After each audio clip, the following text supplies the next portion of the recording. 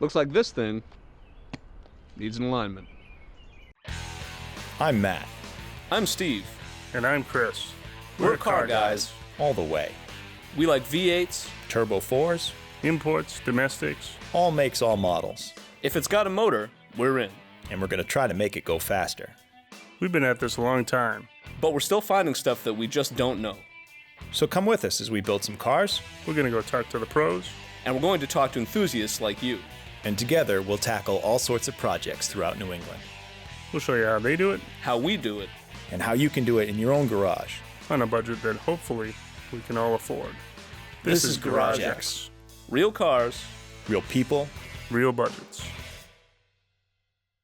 So today on the show, we're going to try to do our own alignments. Why would we do such a thing? Well, a lot of times in the shop, after we've done a repair, we've replaced suspension components, or like with the shop truck when we replaced all the suspension components. Before you head down to the alignment rack, to the alignment shop, it's important to get things lined up, I don't know, somewhere close. Why? It's called a pre-alignment. What, but you're paying the alignment shop to align your car. Who cares? I know. You're paying them money. The closer you get Yeah. to having your vehicle already aligned when you put it up on the rack, usually the better the alignment you get when the thing comes off the rack. You're closer already. Remember that time we aligned that, I think it was a van or something, and we replaced everything in the front end, and it was so out and gone, and we were in a hurry. I was like, oh, forget about it, we're paying the alignment shop. So the alignment shop aligned it, and they gave us a slip back, like the alignment readout, and at the bottom in a comment, were you guys blind when you put the parts in this thing? One wheel was out this way, and one wheel was like Back to the Future flying car, flat going down the road. Yeah. I was like, hey man, we're paying you the big bucks. Do your job. Right. I don't tell you how to do your job, don't tell me how to do mine. But alignment's kind of an iterative process. So like they align the vehicle, and if it's really out, essentially they have to align it again. And if you got a really good shop and they're not totally slammed busy, then they'll do that for you. But if the tech's moving too fast, he doesn't have time to go back and fix it, you're not going to be happy with the finished result. So it's really important, once you've done the kind of work, the suspension work that we're talking about, replacing tie rod ends, replacing control arms, all of that stuff, there's some simple methods that we can do at home, in the shop, in the garage, out in the driveway. If we're careful, if we take our time, we can get an alignment that is good enough to get us to the rack. And my theory is that if we're really careful, using some simple methods, I think we can get an alignment that's as good as anything that you're going to get off of a $20,000 laser alignment. I disagree. Theory busted. You can't use a piece of string and align your car better than lasers. I don't think that's true. Well, hey, the lasers are just a guide. They're technology, but they're a guide. You're still just adjusting angles. So what your comment, your weighing on this is, lasers not a big deal. Lasers, who cares? I didn't say it's not a big deal. Lasers not a big deal. Lasers not a big deal. You know? I bet I can get my truck as good as factory. When you put it on the rack, it's going to read factory.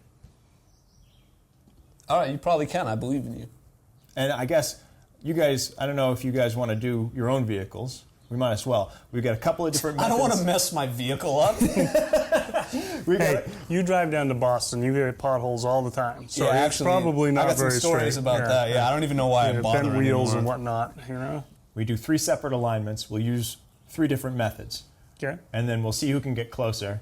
And I don't know, let's say 3rd place buys the pizza and 2nd place buys the beer. You guys just you spend days coming up with these episodes just to find reasons to get me to buy pizza and beer. Let's have a contest of wits and intelligence, and then make the loser, we'll just make Steve go buy pizza every week. So before we get started, let's go talk to Jamie Duval down at Certified Automotive Solutions a little bit about the science behind automotive alignments. Good idea. Let's go meet the guy we're going to put out of business with our brilliant string theory of alignment.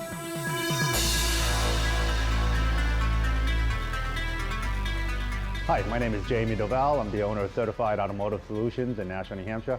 Alignments are very important for several reasons. One is safety. You want to make sure that your vehicle is going to be safe and it's going to handle properly. 2 is tire wear. You want to make sure those tires are wearing evenly. If your vehicle's out of alignment, your tires are not going to wear properly and they can really shorten the life of that tire.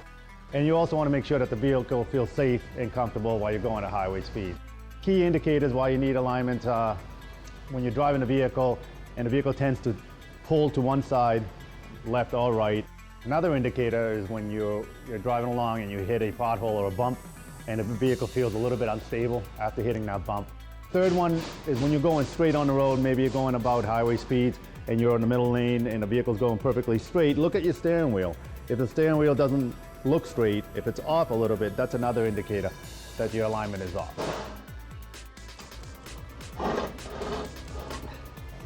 A little more, good. All right, Jamie, so I was really interested in learning a little bit more about the kinds of alignments that like I can do at home, and then the kind of alignment that you end up with here on an alignment rack. From my understanding, there's more than one way to do an alignment, although I think some of those ways can be better than others. Is that true? Yes. Well, you have a thrust alignment, and I'm assuming that's what you did to this vehicle. A thrust alignment. Yeah. That's when you're basing your alignment off of the direction of the back axle, right? Yes, you're assuming the rears are straight and you're aligning the front wheels in accordance to the rear wheel. Yeah, in fact, most of the tools that we're demoing make that assumption that the rear axle is square to the geometric center of the frame. Exactly. And I found that a little disconcerting because I can't imagine that that's going to be the most accurate way to do an alignment. Yeah, you can't really do a four-wheel alignment in that manner, but it at least gives you a good reference point and gives you at least a point to go with, especially if you're bringing a vehicle into an alignment shop. Yeah, I mean, it's certainly going to drive better than where it was after we replaced the whole suspension on it. I mean, it's Exactly. going to get us pretty close. Right there, hit the button, okay, then loosen it, rotate it again, hit the button again. That's thrust alignment, it's the rear. What about front wheel alignment? Well, front wheel alignment is, all you're doing is just adjustments to the front wheels, and it's according to the geometric center of the vehicle. You're not touching the rear wheels, and usually a front wheel alignment, the vehicles don't have any adjustments in the rear. Right. A vehicle like this one here, you want to do a four wheel alignment. Yeah, 'cause this one I'm has assuming- adjustments yeah. in the back. But like my truck, obviously it's a solid axle in Solid the back. axle, So, there's no so movement there. I mean, you could potentially shift the axle slightly, Yeah. and we could check it to make sure it doesn't, you don't have a bent axle or something like that. But most of the time, when I take that truck in, I'm just getting a front wheel alignment. Basically, yeah, just Okay. a front wheel alignment. But now let's talk about the right way to do it. Let's talk about the four-wheel alignment. A four-wheel alignment is when you're aligning all four wheels to the geometric center of the vehicle. So if you can imagine an imaginary line at the dead center of the vehicle, Yeah. and you're using that as a reference point to adjust all four wheels. Now, this is the most accurate way to do an alignment. This is what they do for race cars. Oh yeah, Formula One cars, yeah. Unlike a Formula One car, though, we have no reference points for the geometric center of this chassis, and that's where you start using measurements based off of hard points on the chassis, right? Like between control arms and stuff like that. Right? That's the way that we would do it at home. The way you do it at home, yeah. The machine here does it all. Exactly. Yeah, it makes So, it- so when I bring my car to you and you put it on the alignment rack, what you're doing is a four-wheel alignment. Yes. All right, where are we at? Here's where we're at. Well, we're a little bit off. Your toe looks pretty good. Yeah, yeah. The rule of thumb, if it's green, it's good. Okay, that's perfect. This car must go, when you're going straight, I'm sure the steering wheel is perfectly Oh straight. yeah, it drives awesome. And I mean, these numbers, like I said, this is you're talking tenths of a degree, hundredths of a degree. That's a very, very small change on the rack. Yeah, and so a little bit of movement, it can make a world of difference. So if you're going to make any kind of an adjustment on this vehicle, I would take care of the rear camber and the rear toe. All right. So we'll make some changes and get it lined up and get this thing back on the road. Jamie, talk to me a little bit about the things that we got to make sure are right before we even get to the alignment rack, before we even put this up there. What are the things that you check when I bring a car to you? Normally what we do is we road test the vehicle. Okay. First. By road testing the vehicle, we can check the steering wheel, make sure the steering wheel is center when the vehicle's going straight ahead. We also check it for pulling, if the vehicle starts to drift or pull to the right or left side of the road. And we also drive it to see how the vehicle feels. Yeah. And then we bring it up to the alignment rack and we check tire pressure. Check suspension for any kind of wear. Tie rod ends, Ends, ball joints. steering, yep, we check that ball kind of joints and stuff. all that. If everything is okay, we go ahead and put the sensors on it. Yep. And we start the process of the alignment. Okay. All right. How about tire wear? Does tire wear affect an alignment or the quality of an alignment that you get when we're done? Yes, absolutely. If the tire is worn unevenly, even though the vehicle is properly aligned, Yeah. the vehicle could still pull because due to that tire being worn out the way it is. Let's start. Nice. Yeah. Even with the other side. Yeah, it's perfect. Almost like we know what we're doing.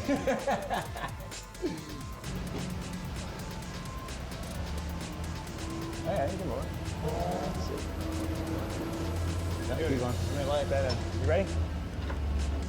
Yeah, lock at it. A little more.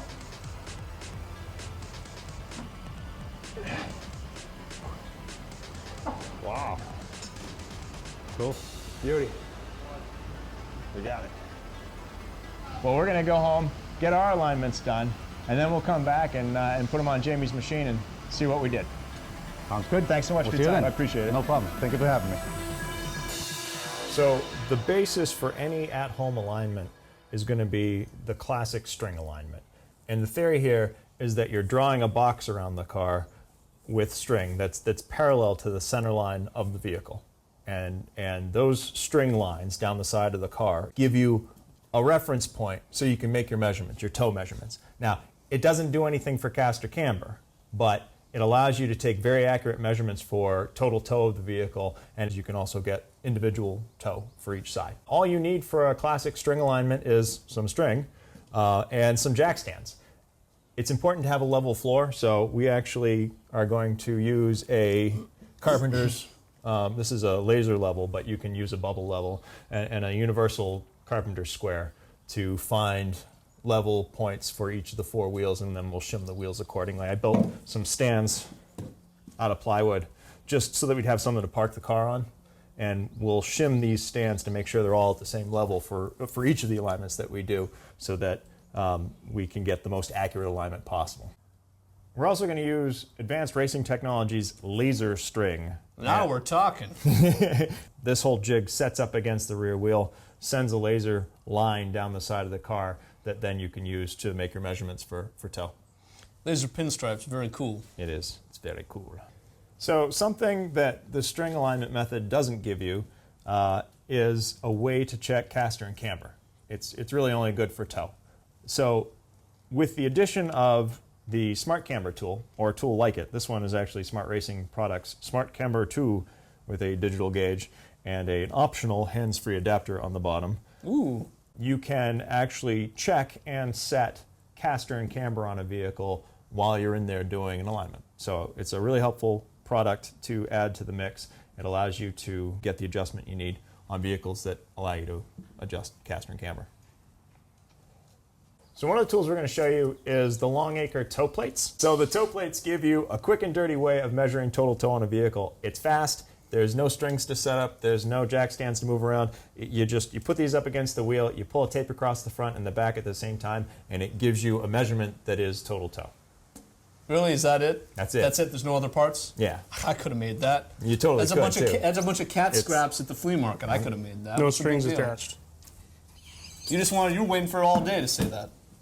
Just had to beat me to it. I was going to say that later. I had it written down in my dream diary. All right, so just some basics on your car before you get started. Basically, you want to replicate the conditions that you're going to be driving under. So if you tend to drive around with gas in your gas tank, I don't know, maybe put a couple of gallons of gas in your gas tank before you do an alignment. If you always have a box of jelly donuts on the passenger seat, maybe put a box of jelly donuts in there. You want to get the weight distribution just right. Make sure your tires are aired up right. Make sure you don't have any hop-ons or hide-ins in your car. I mean, open up the trunk, make sure your Uncle Roy isn't in there. He's always getting in that trunk. What's he thinking? Just good idea. Just do that. Just get it like it is when you drive it in the street. All right, now we're going to set up the Yugo for a classic string alignment. So we'll get that in here and get the string set up parallel to the sides and see how well that works. There's only one little problem. Hey, it's actually pretty light. It's not too bad. All right. Godspeed. Good luck. Oh, the brakes failed. Actually, it wasn't too bad.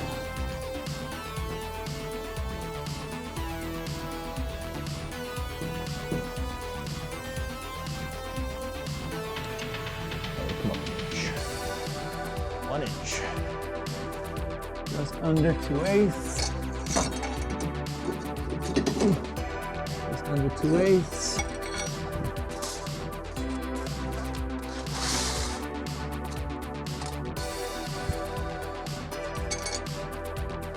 Remember what they say about air and tires. If the tires are at 30, that's plenty sturdy. If the tires are at 20, hey, that's plenty.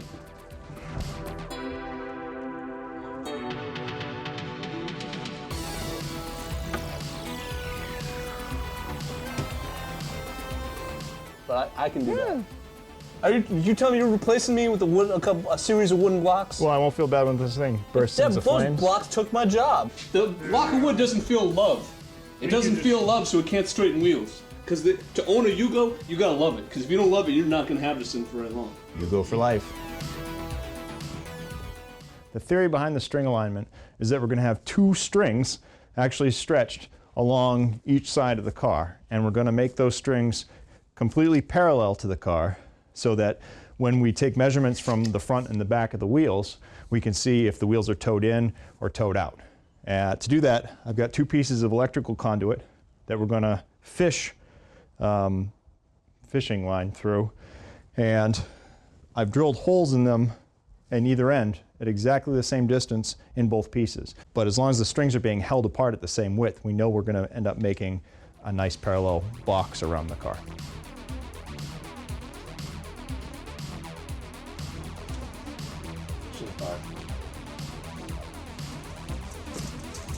So what we're doing here is we're making a protective circle or rectangle around the car to keep the bad alignment spirits away. It's really gonna have you going good. It's gonna be real easy to align. It's gonna keep you good. So now we got to find a way to make sure that the lines are actually parallel to the side of the car. Some of the race cars, they have center of chassis marks, and you can actually find it if you have hard points like between where the lower control arms bolt in. You can like measure across there and find a center point.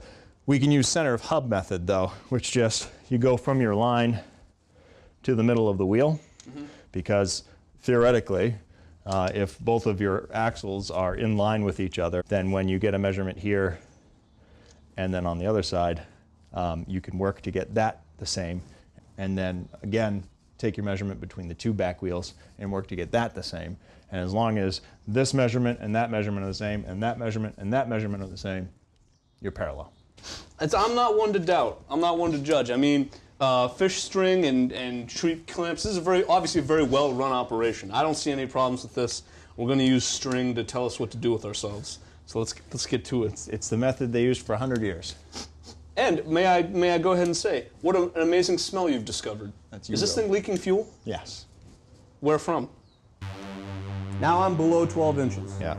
So we got to go back towards Steve. Go like an inch, Chris. Good there. Put another hair. The hair towards me. Towards you. Yeah. Ooh, right there. I'm at like 13 5/8 on the dot here. Yeah, me too. Really? Yeah.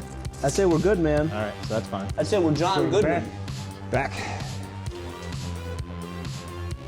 Come towards me just a hair, just a tiny whisper of a hair. We're getting good at this. Yeah. I'd say I'm right on the dot. And now where's the front? I'm at 12 3/4 right now. 12 and 5/8. Ooh. Oh, right there. Hold on. When I let go, it's gonna go back. All right, where are you? I'm 2 ticks over 5/8. Me too. So we're good. Yeah. Awesome. Now we gotta check the rear again, right? Yes, I guess. We chase it back and forth. It's like Sure. tramming in a Bridgeport. I don't care about your proof. So now, we come back up to the front, and we measure the distance from our string to the front of the wheel versus our distance from our string to the back of the wheel. Gives us toe measurement. And it'll give you, your toe for one Differential. side. Yeah. 12 3/4 versus. Woo-wee! So I'm way toed out is when I'm at right now. I'm like a 1/2 inch toed out. I gotta bring this side in a lot. While I'm here, I should probably check to see what my stats are supposed to look like. So now after all the work it takes to get the strings parallel, when you're actually working under the car to set the alignment, you can't touch the strings. So don't trip over them, don't kick them. The second you touch it, you gotta start all over. I just fall over the string. Yeah.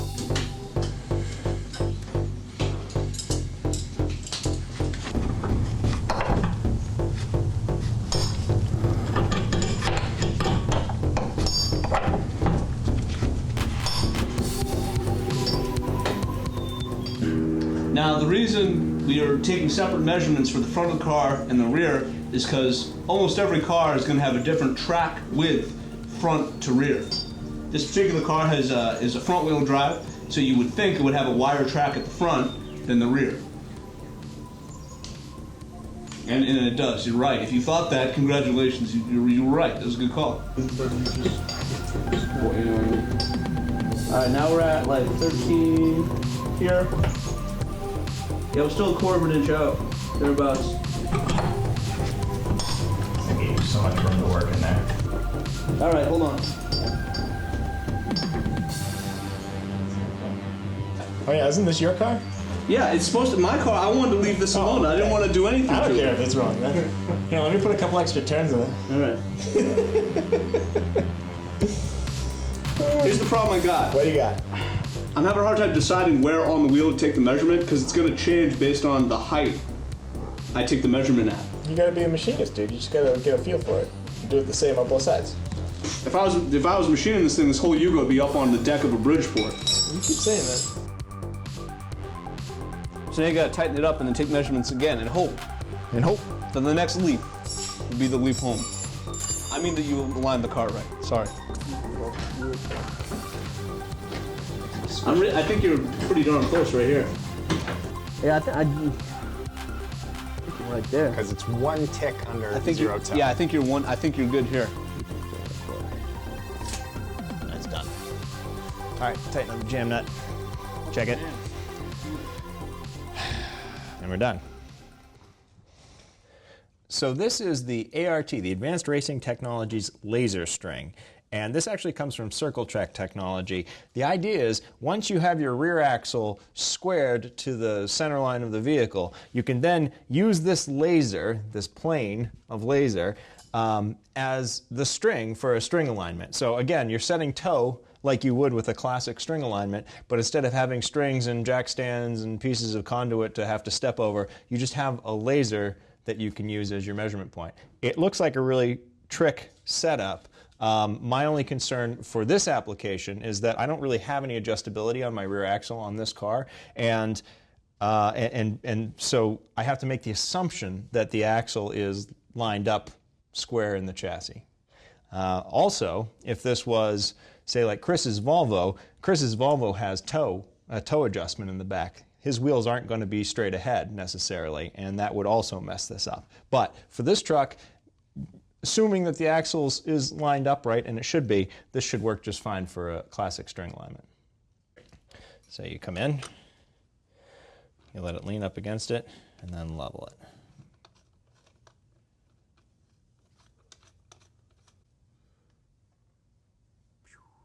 Nice.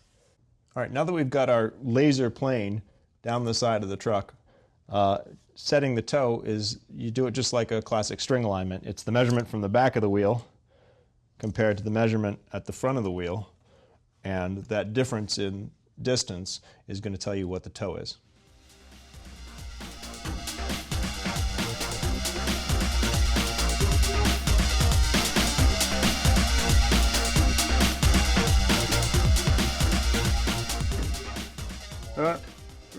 Right there. Right there? You got it. All right, got it. cool. Yeah. One of the problems that we had using this ART laser string is that when we get to the end of the chassis where the beam is projected, it ends up being slightly wider than you want, which makes it hard to be precise. Well, actually, I just spoke to ART about it. It's because we're working it on such a long truck. It's like 12 feet long, and this thing's really lensed for like a race car at 8 feet. Okay. So ART is going to take it back. They're going to adjust the focus for us, so we have a tighter beam at 12, and that should fix it. But really, it's not a big deal because all you really need to do is either pick one side or the other of the beam when you're taking your measurements up there, and just use that as your reference, and it should still work fine. It's all about the consistency. That's it. That's what you need. Absolutely.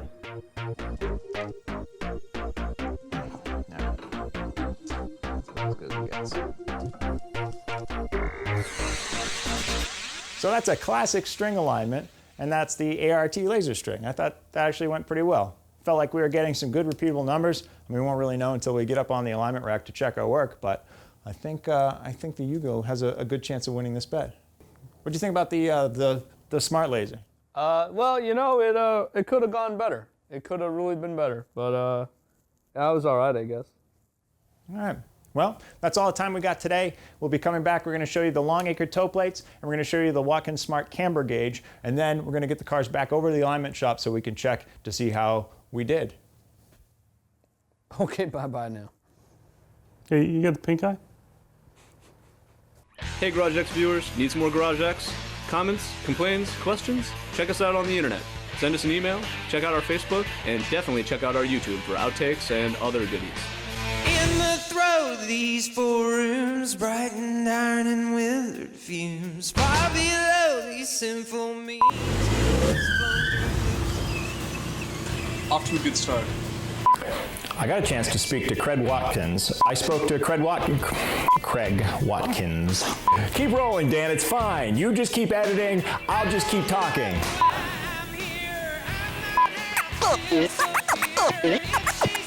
So what I've done here is I brought Oh God, this is gonna be the longest damn day ever.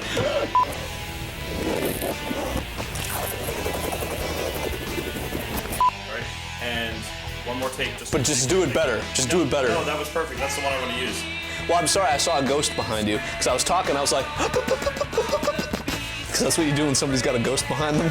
All right, step 3, set the parking brake. I said parking brake. Next step, set the parking brake. No. No, we're done. We're done. Nope.